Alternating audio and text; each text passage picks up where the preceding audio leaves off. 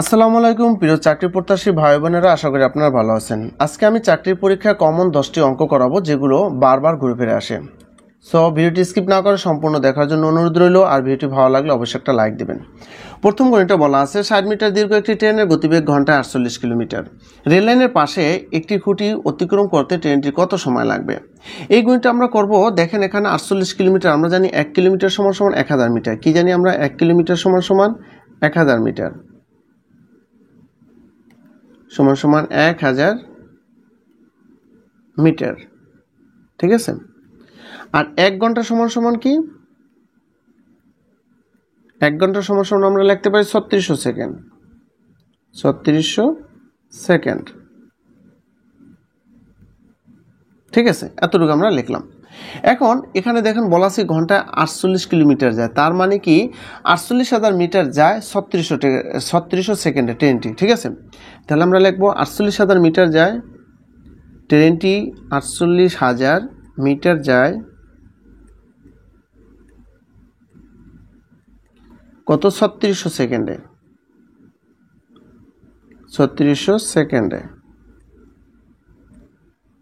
ঠিক আছে, অতএব ট্রেনটি 60 মিটার কতটুকু যায়, সেটা কত সময় যায় সেটা আমরা দেবো। অতএব ট্রেনটি 60 মিটার যায়।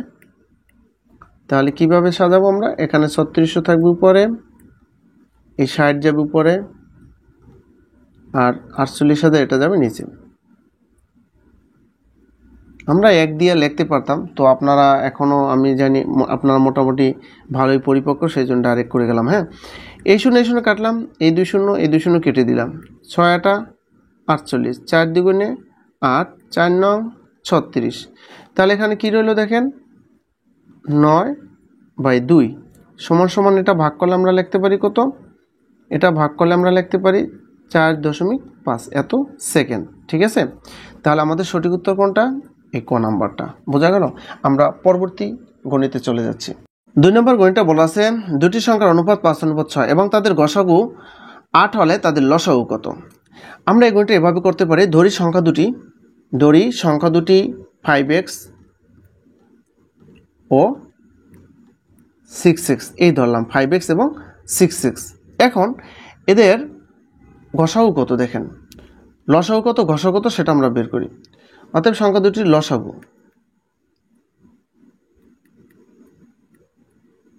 আচ্ছা লসাগু কি হবে দেখেন, এই সংখ্যা দুটির লসাগু কি হবে?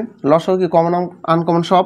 তাহলে 5 কত 30, আর x একটা নিলাম, এটা নেওয়া যাবে না, তাই না? তাহলে 30x হলো লসাগু। এবার সংখ্যা দুটির গসাগু কত?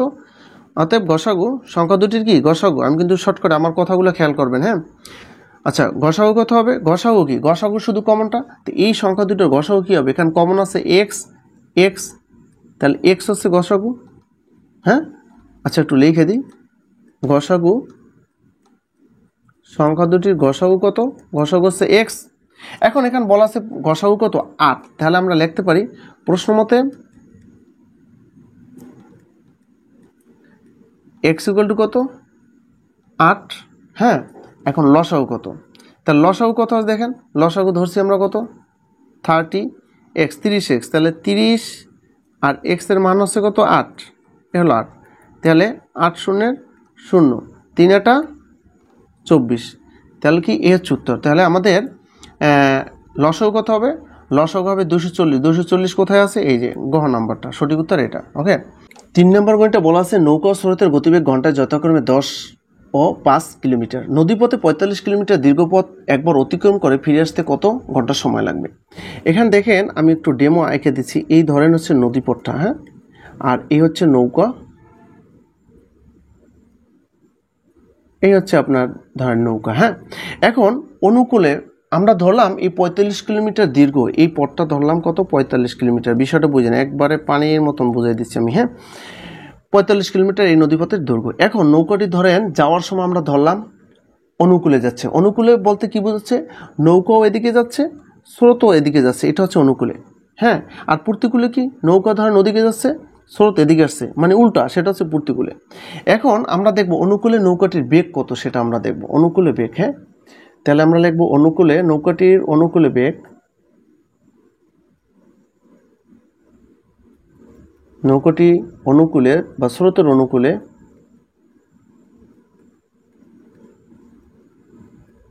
নৌকাটি স্রোতের অনুকূলে 1 ঘন্টায় যায়।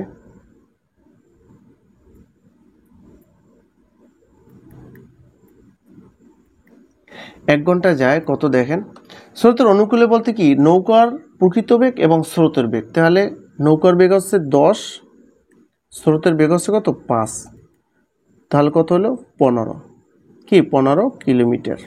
ঠিক আছে, এইবার আমরা লিখতে পারি অনুকূলে, আমি আরও কিন্তু শর্টকাট করাইতে পারতাম কিন্তু আপনাদের বোঝার সুবিধার্থে একটু আমি লং করছি। হ্যাঁ, অনুকূলে তাহলে এই যে 15 কিলোমিটার যায় কত ঘন্টায়, 1 ঘন্টায়, সেই জন্য আমরা লিখব অনুকূলে 15 কিলোমিটার যায়,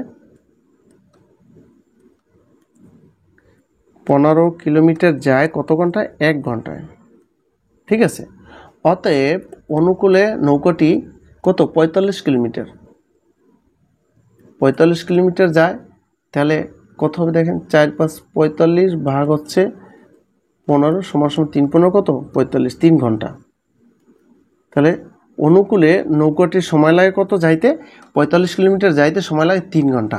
এইবার দেখেন ফিরে আসতে তাহলে এটা হবে কি প্রতিকূলে, কি লিখব, নৌকাটি প্রতিকূলে, ঠিক একইভাবে আমরা লিখি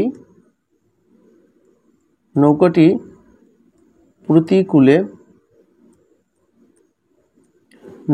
প্রতিকূলে 1 ঘন্টায় যায়।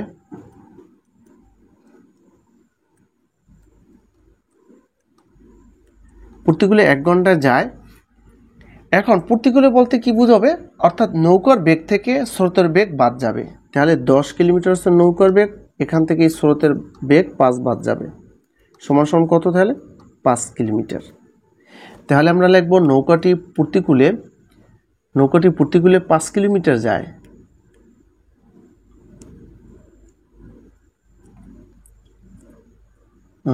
আচ্ছা, আমরা আষাঢ়টা দেখি, এখানে প্রতিকূলে যায় একই হয়। ঠিক আছে, আচ্ছা, 5 কিলোমিটার, 5 কিলোমিটার যায় কত ঘন্টায়, 1 ঘন্টায়, 1 ঘন্টায়। ঠিক আছে, অতএব নৌকাটি প্রতিকূলে কত 45 কিলোমিটার যায়। তাহলে আপনার 45 ভাগ হবে 5 সমান সমান কত 9, এত কি ঘন্টা। বিষয়টা বুঝছেন? এখন তাহলে নৌকাটির টোটাল সময় লাগলো কত দেখেন, এইটা আমরা ধরলাম প্রতিকূলে সে আসে, এটা ধরে নিলাম আমরা আসার, আর এইটাও ধরে নিলাম আমরা যাওয়ার। যে কোনো আপনি আবার প্রথমটা আপনি দেখা যায় আসার ধরতে পারেন, একটা ধরলেই হলো, ওটা কোনো প্রবলেম না। ঠিক আছে, তবে আপনি যাওয়ার যদি প্রতিকূল ধরেন, আসার ধরবেন আপনি কি অনুকূল, আর প্রথমটা অনুকূল ধরলে পরেরটা ধরবেন প্রতিকূল, এভাবে, ওইটা কোনো ডাজ নট ম্যাটার। হ্যাঁ, তাহলে টোটাল সময় লাগে কত, এই যাওয়ার সময় আমরা ধরছি 3 ঘন্টা, আসার সময় পেলাম 9 ঘন্টা। তাহলে 3 যোগ হচ্ছে 9 সমান সমান কত 12 ঘন্টা। ঠিক আছে, তাহলে 12 ঘন্টা কোথায় আছে উত্তর দেখেন, এই 12 ঘন্টা, খ নাম্বারটা। তাহলে 3 নম্বর সঠিক উত্তর হবে কি খ। 4 নম্বর গণিতটা আছে কি, একটি বানর তৈলাক্ত একটি বাঁশ বেয়ে প্রতি মিনিটে 6 ফুট উপরে ওঠে, প্রতি 6 ফুট ওঠার পরে সে 4 ফুট করে নেমে আসে। 120 ফুট উঁচু বাসটিতে উঠতে বানরটির কত সময় লাগবে। এখানে আপনার একটা বিষয় জানতে হবে যে বানরটি কিন্তু আপনার শেষ মিনিটে সে আর নামতে আসে না। ঠিক আছে, সেই জন্য আমরা লিখব বাসটির উচ্চতা। কি লিখবো আমরা, বাসটির উচ্চতা।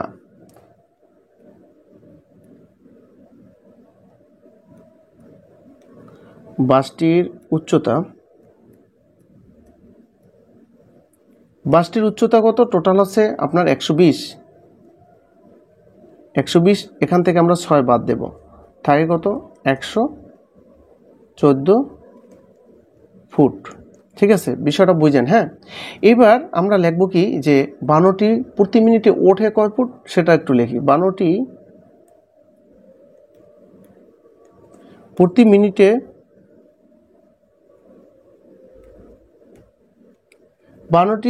মিনিটে ওঠে কত ফুট, 6 ফুট দেওয়া আছে, 6 ফুট। হ্যাঁ, বানরটি পরবর্তী মিনিটে কি নামে বা নেমে আসে, 12টি পরবর্তী মিনিটে বা পরবর্তীতে নেমে আসে, কি করে নেমে আসে, নেমে আসে কত 4 ফুট।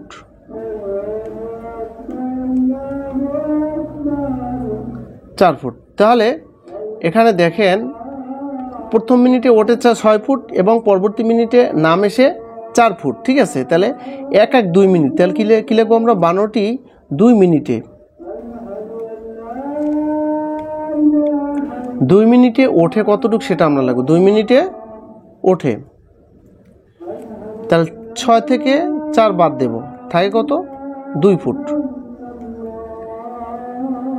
থাকে কি 2 ফুট, ঠিক আছে। তাহলে আমরা পাইলাম কি 12টি প্রতি 2 মিনিটে ওঠে 2 ফিট, ঠিক আছে। এই জন্য আমরা এবার আমরা লিখব কি যে 12টি 2 ফুট ওঠে,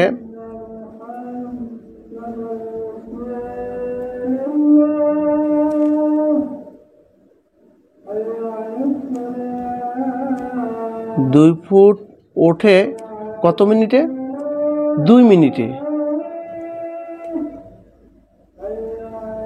2 মিনিটে, বিষয়টা বুঝছেন। অতএব 12টি 1 ফুট ওঠে কতটুকু সেটা আমরা দেখব। তাহলে 2 ভাগ হচ্ছে 2, অতএব 12টি টোটাল মিনিট আসছিল কত 114 ফুট ওঠে। তাহলে 2 গুণন হচ্ছে 114 ভাগ হচ্ছে 2, 2 কাটা যায়, থাকে কত 114, হ্যাঁ 114। বিষয়টা বোঝা গেল। এবার দেখেন তাহলে মোট সময় লাগে কত, এখন লিখবো আমরা। অতএব মোট সময় লাগে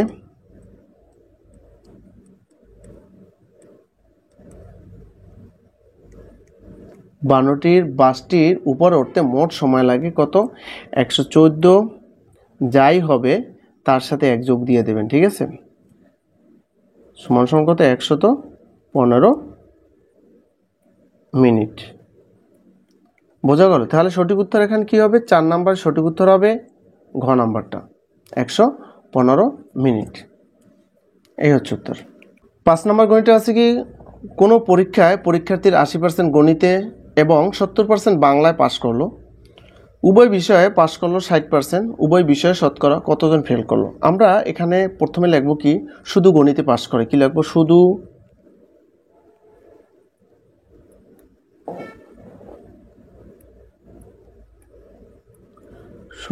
গণিতে পাশ করে,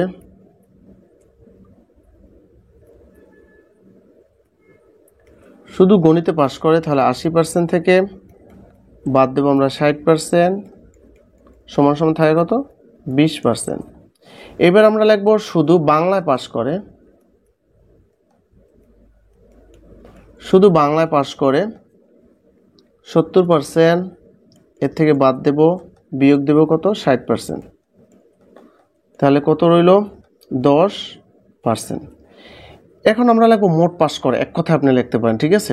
হ্যাঁ, যে শুধু গণিতে বাংলায় বা উভয় বিষয়ে মোট পাস করে, ডাইরেক্ট আপনি লিখবেন কি মোট পাস করে।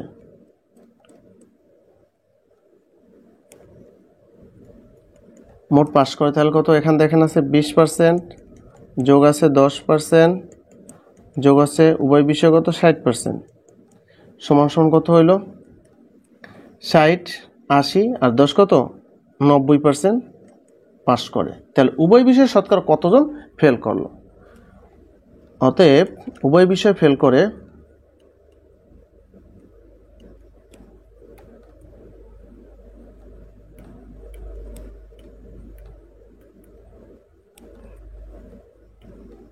উভয় বিষয়ে ফেল করে 100%, বিয়োগ দেব কত 90%, সমান সমান কত 10%। তাহলে উত্তর কত, উত্তর হবে গ নাম্বারটা 10%।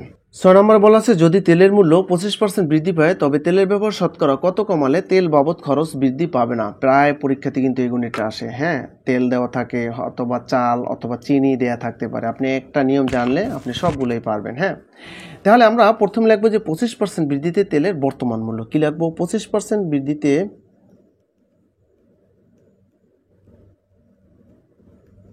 25% বৃদ্ধিতে তেলের বর্তমান মূল্য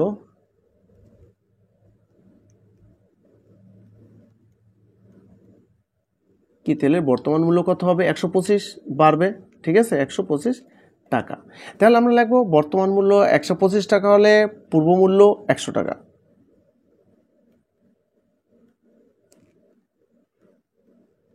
বর্তমান মূল্য 100 কি 25% বৃদ্ধিতে, ঠিক আছে, এত টাকা হলে পূর্ব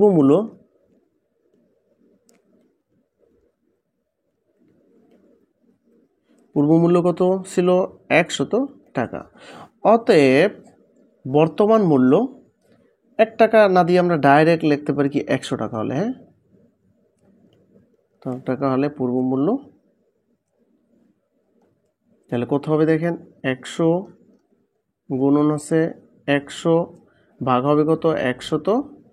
125, ঠিক আছে, 125। তাহলে দেখেন এটা কাটতে পারি আমরা কিভাবে, এখানে যে কতবার? 4 বার, এখানে 5 বার, 4 25 100, 5 25 125, আর এটা যে 5 কুড়ি 100, তাহলে 4 কুড়ি কত পাইলাম আমরা? 80। তাহলে তেল বাবদ, অর্থাৎ তেল বাবদ যে খরচ কমাতে হবে বা তেলের ব্যবহার এবার বলা যায় তেলের ব্যবহার কমাতে হবে, এবার আমরা লিখব কি? অতএব ব্যবহার কমাতে হবে, ব্যবহার কমাতে হবে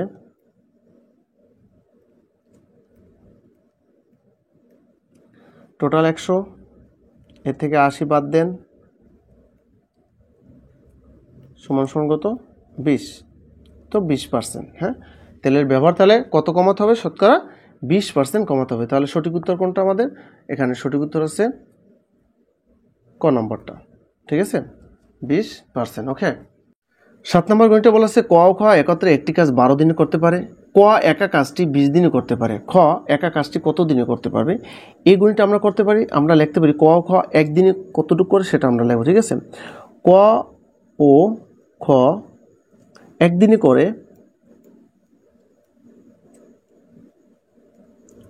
করে, তাহলে কত? 1/12 অংশ, বোঝা যায়, হ্যাঁ। ক একদিনে করে,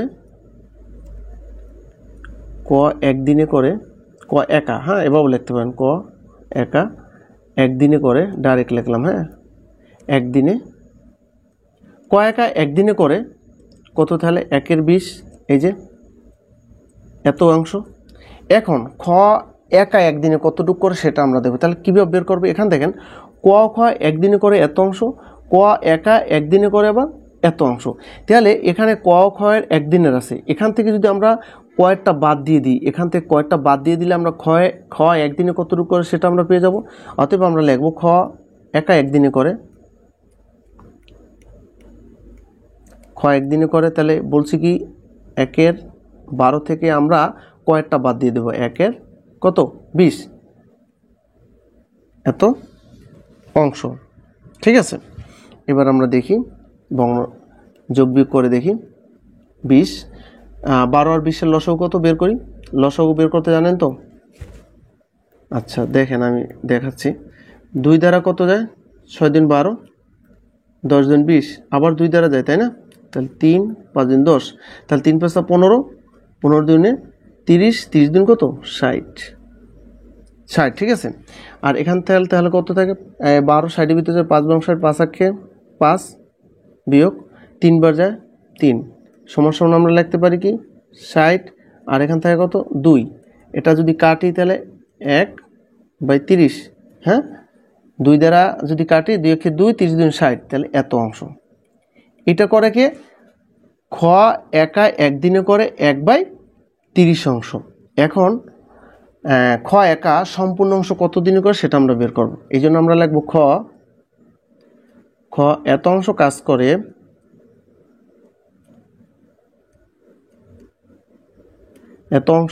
কাজ করে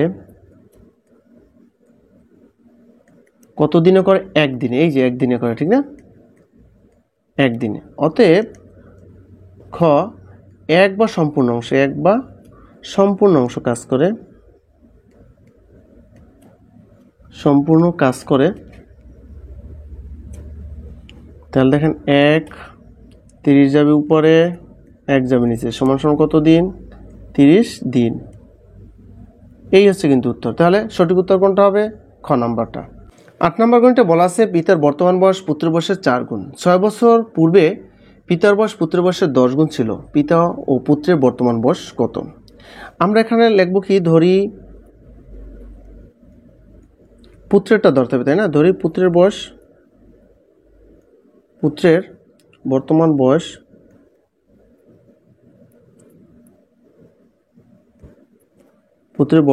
ক বছর ধরলাম? ক বছর। অতএব পিতার বর্তমান বয়স তাহলে কত হবে? পিতার বর্তমান বয়স হবে পুত্রের যা আছে তার 4 গুণ, তাহলে 4 ক বছর। আবার বলা আছে 6 বছর পূর্বে পিতার বয়স পুত্রের বয়সের 10 গুণ ছিল। তাহলে আমরা এখানে লিখব 6 বছর পূর্বে পুত্রের বয়স।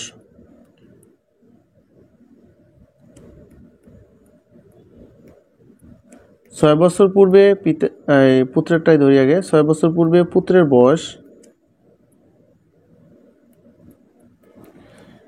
আচ্ছা ধরেন আপনার বর্তমান বয়স 25 বছর। যদি কেউ বলে যে 5 বছর পূর্বে আপনার কত ছিল, তাহলে আপনি কি করবেন? 25 থেকে 5 বিয়োগ দেবেন। ঠিক একইভাবে তাহলে বর্তমানে পুত্রের বয়স ক, তাহলে 6 বছর পূর্বে ক থেকে 6 বাদ দেবো আমরা, 6 বছর। ঠিক আছে, 6 বছর পূর্বে পিতার 6 বছর পূর্বে পিতার বয়স, তাহলে 4 ক থেকে বিয়োগ যাবে 6, এত বছর। এখন আমরা লিখতে পারি প্রশ্ন মতে আমরা কি লিখতে পারি? বলা আছে দেখেন 6 বছর পূর্বে পিতার বয়স পুত্রের বয়সের 10 গুণ, পুত্রের বয়সের 10 গুণ, তাহলে পুত্রের বয়স কত আছে? ক মাইনাস 6 ইন্টু 10, তাই না? ইকুয়াল টু কত হবে? ইকুয়াল টু হবে 4 ক বিয়োগ 6। এটার আমরা সমাধান করি, তাহলে কত হয়? 10 ক, 6 10 60, 4 ক বিয়োগ 6। বা এখানে যদি এই 4টা ক এখানে আনি তাহলে বিয়োগ হবে না? বিয়োগ হলে কয়টা ক থাকবে? হ্যাঁ, 6টা ক থাকবে, তাই না? তাহলে আমরা রাখতে পারি 6 ক। আর এখানে 60 ওই পাশে কি হয়ে যাবে? আপনার যোগ হবে। তাহলে যোগ হলে বিয়োগে কত হয়? 60 থেকে আপনার 6 বাদ যাবে, তাহলে কত থাকে? 54। হ্যাঁ, এভাবে একটু করা শিখবেন। হ্যাঁ, একটু অ্যাডভান্স লেভেল যাইতে হবে। তাহলে ক সমান সমান কত হয়? ক সমান সমান কত? 6 নং 54, তাহলে 9 লিখতে পারি। এখন দেখেন চাইছে কি পিতা ও পুত্রের বর্তমান বয়স, তাহলে পিতা কত? 4 ক ধরছিলাম, 4 কয়ের মানত পাইলাম কত? 9 সমান সমান 4 নং 36। পুত্র হচ্ছে ক, তাহলে পুত্র হচ্ছে 9 বছর। তাহলে আপনি দেখেন 36 আর 9 কোথায় আছে? 36 9 আছে ক নাম্বারটা, তাহলে কয় হচ্ছে উত্তর। 9 নম্বর গণিতে বলা আছে কি টাকায় 3টি করে লেবু কিনে টাকায় 2টি করে বিক্রয় করলে শতকরা কত লাভ হবে? এই গণিতটা আমরা এভাবে করতে পারি। তাহলে একটির ক্রয় মূল্য আমরা লিখব কি, একটি লেবুর ক্রয় মূল্য বা একটির ক্রয় মূল্য আপনি যেটা দেওয়া থাকবে ওইটাই লিখবেন। ঠিক আছে, একটির ক্রয় মূল্য কত টাকা? 1-এর 3 টাকা। একটির বিক্রয় মূল্য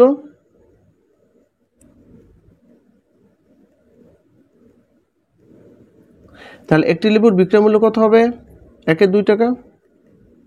1-এর 2 টাকা। তাহলে আমরা দেখতে পাচ্ছি কিন্তু এখানে লাভ হচ্ছে, কারণ 1-এর 2 বড় না 1-এর 3 বড়? 1-এর 2 বড়, তাই না? অতএব লাভ তাহলে মানে কি বিক্রয় মূল্য মাইনাস হবে কি ক্রয় মূল্য। লাভের সূত্র এটা না? তাহলে 1/3। আমরা এটা করি 3 দুগুণ কত? 6। তাহলে এখানে কত থাকে? 3 বিয়োগ এখানে কত? 2 সমান সমান 1-এর 6। এইটা হচ্ছে কিন্তু লাভ, এই 1-এর 6 হচ্ছে লাভ। তাহলে আমাদের চালান ছিল কত? ক্রয় মূল্য ছিল একটায় 1-এর 3। তাহলে এখানে আমরা লিখবো 1-এর 3 টাকায় লাভ হয়, 1-এর 3 টাকায়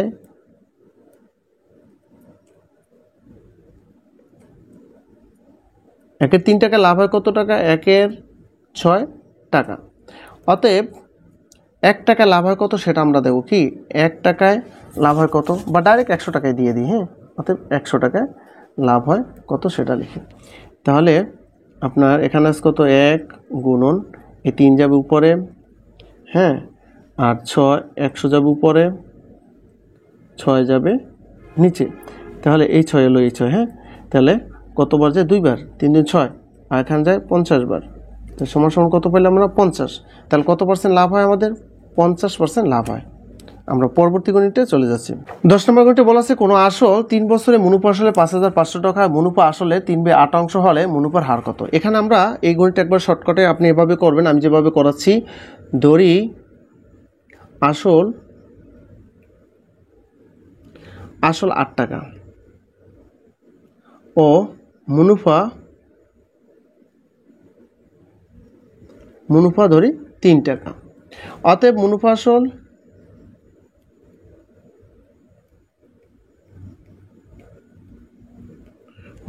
কত হবে? তাহলে 8 যোগ 3 সমান সমান কত? 11 টাকা।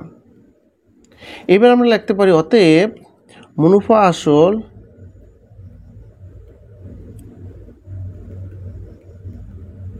মুনাফা আসল 11 টাকা হলে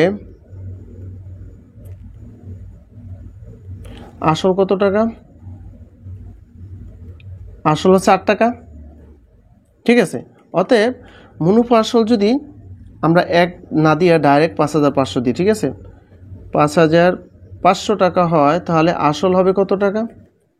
তাহলে 8 উপরে যাবে, 5,500 উপরে থাকবে, তাই না, আর 11 যাবে নিচে। এবার দেখেন 5 11 কত হয়? 5 11 55, শূন্য আছে কটা? 2টা, 5 8 40, শূন্য 2টা, 4,000 টাকা। তাহলে আমাদের আসল হচ্ছে 4,000 টাকা। এবার আমরা মুনাফার হারটা বের করব। আমরা আইপিআরএন সূত্রটা আছে না, ওটা দিয়ে বের করব, ঠিক আছে। তাহলে আর ইকুয়াল টু কি? আমরা জানি আই বাই কী হবে? পিএন, হ্যাঁ। তাহলে আই কত? এখানে আই হচ্ছে সরল মুনাফা, তাহলে কত? এখানে 5,500 থেকে 5,500 থেকে আপনি 4,000 বাদ দেন, 4,000 বাদ দেন, থাকে কত? 1,500 টাকা না? এই 1,500 টাকা হচ্ছে মুনাফা, তাহলে এই জন্য সরল মুনাফা কত? 1,500। আচ্ছা, মূলধন পি হচ্ছে প্রিন্সিপাল কত? 4,000 টাকা, 4,000 টাকা। আর এন কত? এন হচ্ছে সময় হচ্ছে 3 বছর, এই যে 3 বছর।